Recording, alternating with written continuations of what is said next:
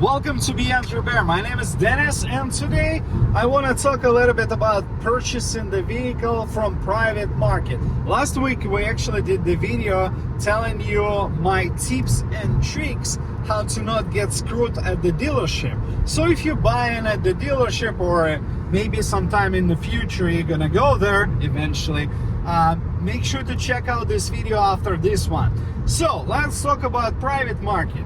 As we all know, the best deals are on the private market, and you have to realize that, and you have to have money to buy it. That's the downside of it, right? So you have to be able to afford it, unless you have your credit union and seller is willing to jump those hoops. But before I jump too far, let's start one by one. I'll bring you my points and let's just see what you think. First, your best days to buy used car would be Thursday, Friday, Saturday and Sunday, simply because people got more free time and they can actually show the car to you. I would even skip Monday, Tuesday, Wednesday, just because from my experience it does not work. It gets dragged to the weekend and then somebody calls them and they will be sitting on the higher offer. I just look at Friday, Saturday, Sunday, and that's usually golden. If you have a way to call the seller, please do, because text messages, Facebook Marketplace messages, emails, they are not really bringing you any input. What I mean by that, everyone through the messages or emails can take a moment and figure out the way how you're going to respond. So if you do have a phone number for the seller, pick up the phone, call them. If they don't pick up, make sure that you send them a text message saying, hey, I was just calling about your car, whatever it is, and when will be the good time to jump on a phone call? And make sure to include the link to this post so you will remember at least what car you were discussing. Point number 3. Please try to be likable. What I mean by that, you don't have to sugarcoat them, but you just have to be nice. So your conversation will give you the feel from the seller. You'll get a vibe, you'll get the emotions, you'll get the response, non-edited response, and you'll also be able to go over the steps, go over the things, and just be nice, because people will never ever take your low ball up front. I'll teach you how to do it. You gotta make sure that you'll be patient with that. You're gonna throw that number later on, but first, like, be nice, you know, ask questions, be reasonable, be polite, be nice, build that relationship with the seller who's about to give you a really good deal. Number 4, well, if you found something and you really like it and it seems to be a really good deal in terms of the price tag and everything that you walk through with the seller, so it's not tomorrow, it's not next week, it's today. No, it's not later today, it's like right now. Because you have to remember, as soon as they get a feel that you agreed on everything and it seems like a good deal for you, they might start scratching their head and just pull the plug. So you have to have money in cash ready, available, and you should be able to just simply discuss everything, do your research, jump in the car and drive it to the seller. Pretty much like I'm doing right now on Sunday evening, because it's almost 5 o'clock and I'm just going to pick up one of the cars. So wish me luck. Let's see how it goes. Lane closures ahead. This is my number 5. Here's my roadmap how it should be. So you get this initial call, preferably, and you get in contact with the seller. You had that conversation. So before you hang up, you tell them, hey, can you please text me the VIN number? I would like to run my own Carfax, and I just will do a little bit of research to make sure everything is solid. They will most likely give you the VIN number if they got nothing to hide. If they will tell you, hey, I ran the Experian or whatever, like non-Carfax report, you might just, say, yeah, nice, you can send it, but I need the VIN. because that's the tricky part. There are plenty of sources where you can run the VIN. Unfortunately, there is only one that is reliable, and in my opinion, it's a Carfax report. So if you're about to spend 10, 15, 20,000, I don't know, whatever amount, you should be able to afford $30 Carfax report. You should. So the roadmap is, hey, nice to meet you. Tell me about the car. Tell me about this. Tell me about that. Condition of the paint, cracked windshields, recent services, things of that nature. Send me the VIN. Okay, you got the VIN, you ran the Carfax, everything checks out, everything seems to be all right. Then you just simply drive and make sure your appointment is solid, everything is solid. You have somebody with you to drive 2 cars. It's not tomorrow, it's right now. And let's see how it goes to my point number 6. So you are driving like I'm doing right now to pick up the car, and hopefully it's gonna be a good deal, and hopefully it's not gonna be a piece of junk, and hopefully you're not gonna regret it. But that's hopefully. My point number 6, while you're driving, you have somebody with you. So ask them to text to the seller and say, hey, could you please find any service records or anything that you have with the car, like floor mats or spare tires, I don't know, anything that you have extra to this vehicle, and please, could you please find a spare key? You want a fun story? I recently bought one of the cars, and the seller told me 2 keys. When I bought the car and I asked, can you bring me the second key? He went and spent 10 minutes searching for it, and then he told me he will find it. It's somewhere in a different pair of pants. And 2 months later, I'm still waiting for the key. So it's today. Like I said, if it's a deal today, means whatever you're gonna pick up today, is it gonna be a car, title, smoke certificate, I don't know, whatever you're gonna have today in exchange for your cash, that's it.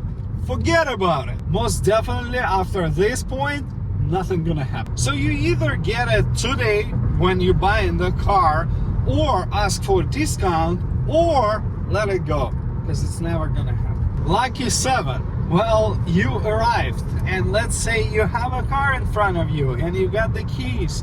So good news, somebody showed up with the car. You didn't drive for nothing, right? And you're gonna check out the car. So please take your time. What I mean by that, you have to make sure it's mechanically solid, because there are a lot of things that can go wrong. And in the previous video where I was talking about the dealership, I actually talked about maintenance part a lot, so I'm gonna link that video. You're gonna check it out later. It has a little bit more details, but in a few words, make sure to check the car. Even if you're not mechanically inclined, let the car idle while you're looking around.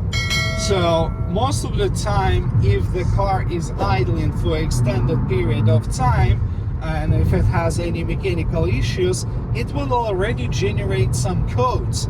That brings me to the code reader. You gotta have some sort of a code reader. OBD code readers are cheap, and I can encourage you to buy one from Amazon. I'm gonna put the link down below. This one is really nice, because the most important piece of information that you're gonna have there when those codes were reset. You don't want to even spend time if you obviously have mechanically broken car and they know about it, they wiped it out just before you arrive, and they're trying to, you know, put a lipstick and sell it for top dollar. No, please don't. So the tool that I'm referring is a OBD reader through Bluetooth, and you have Android app and you'll be able to check it. There is plenty of different tools online. Number 8, make sure you have plenty of time, because you don't want to be rushed. So you want to check out the car on your own terms, on your own pace, instead of being rushed and skip things. So while you're taking a longer test drive or just looking at the car in general, sellers must expect it will take time. That's why I'm saying weekends are usually much better, and they will spend some time with you. You'll be able to get a better idea about the car, and more likely you're not gonna regret that purchase rather than just jump in hope and realizing you made a mistake, you missed something. Because here is the big red flag, that the one that should scream at your face. If they get nervous about you taking a longer test drive or trying to rush you and say, hey, I'm running out of time, you have to remember, they must expect that you will spend 30 minutes, 45 minutes, maybe 1 hour checking the car. Because if they don't, they probably got something to hide, and they're afraid that that check engine light will pop at any moment, or they're afraid something is gonna break and you're not gonna buy the car. So if you feel they're trying to rush you, well, that's a big red flag. And instead of agreeing with that idea of being rushed and like speed it up, you should slow down. No, I'm serious. Maybe this is not your car, because 9 out of 10, I would say there's something going on, and there's something majorly bad cooking. That's why they're trying to get rid of you. And here's another tip. That's the one that nobody is gonna tell you. The longer you spend time, the more chances that they will just decide to give you this 100 or 200 or whatever number you're asking to drop, just to, like, you already checked the car for an hour. Here's $200 off on top. Just go away, So remember, this is the highest paying job in the world, just because 20 minutes extra can save you $300, $500, and it's not a commercial.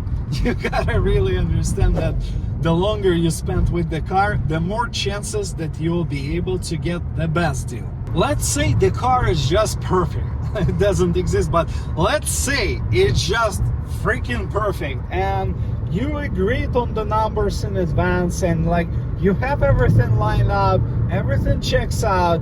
Stop right there, poker face, and with that poker face you say, do you have a smoke? I'm in California. I'm required to get a smoke certificate every single time I'm buying the car. So sellers are legally required to provide you the smoke certificate if they sell the car. They can tell you, hey, I passed the smoke 6 months ago, but the smoke is only valid for 90 days. And if they don't have that smoke certificate within the past 90 days, they are most likely be able to give you a discount. What should you ask for? Well, I'd say $100 would be a nice number, and for that $100 that I just saved you, put a like. It doesn't cost you anything. So it's not only California. Some states required to pass safety, some states required to pass emissions. And the thing is, some sellers will tell you all sorts of fairy tales to escape, and they will tell you, hey, yeah, most definitely I passed, nothing to worry about it. Remember, as soon as the deal is done, it's done. So there is a website in California, at least, and I'm assuming in other states. I'm gonna put the link down below, that you can go and actually check when the last time the car passed the smoke. So this way you can be 100% sure if, let's say, they legit passed the smoke but they don't have a certificate, and you can verify that information. And if it was within the last 90 days, specifically for California smoke, you'll be able to say, okay, I see it, it's good. So you'll be able just to go to DMV without that smoke certificate, because it's in their system. My number 10, well, treat everybody like you want to be treated. What I mean by that, proper attitude, be nice and everything like that. But remember, if the seller acting like a jerk, more often than not, they actually have something to hide. They actually have something majorly wrong with the car, and because that car brings such a negative emotions, they just transmit them towards you. They just feel like this is a trouble, and you asking too many questions, so they get upset. They keep saying it's a good car, it's a good car. They try to skip questions. You will understand that more likely they have issues with the car because they don't respond to your questions directly. So you gotta have those clear answers. I'll probably give you the most unusual comparison. Imagine that you're about to adopt a pet. Yeah, I know, I'm comparing a pet to the car that you're purchasing, right? But if that pet, puppy or grown-up dog or cat, I don't know, whatever, had a bad past, and had a bad family or something, right? What are the chances that you will have issues later on? If it was a nice family and they treated well, most likely you will have a really great experience. And that's all we want here, just to be able to buy that car and have a really nice family where this car is going to be a part of it, and it's going to be a good part of it. So if you like this video, make sure to hit that subscribe button, ring the bell, check out other videos on the channel, share it with your friends on social media. We're currently working hard to develop this brand new channel. Let's build something big, let's have fun with it, and let's enjoy our next cars. Hopefully, because I'm 10 minutes away from the seller. So thanks again for watching. Make sure to hit that subscribe button, ring the bell. I'll see you in the next one. 2 hours later. Not every single time is a disaster, especially if you follow my rules, if you follow my suggestions. You might end up with something nice. Take a guess what kind of car it is. I'll give you 5, 4, 3, 2, 1. Yep, I just bought myself a really nice 2015 BMW X5.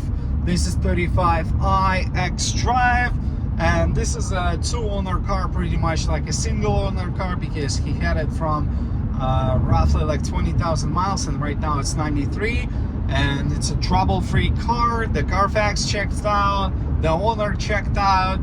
Yeah, it was back and forth on the price, but you know, at the end I have a car. It's got no check engine light, no dash lights, no issues. It drives perfect, it has fresh tires, it's always been serviced. I'm happy about it.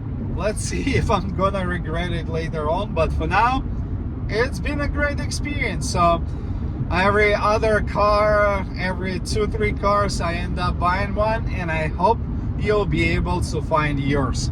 See you next time.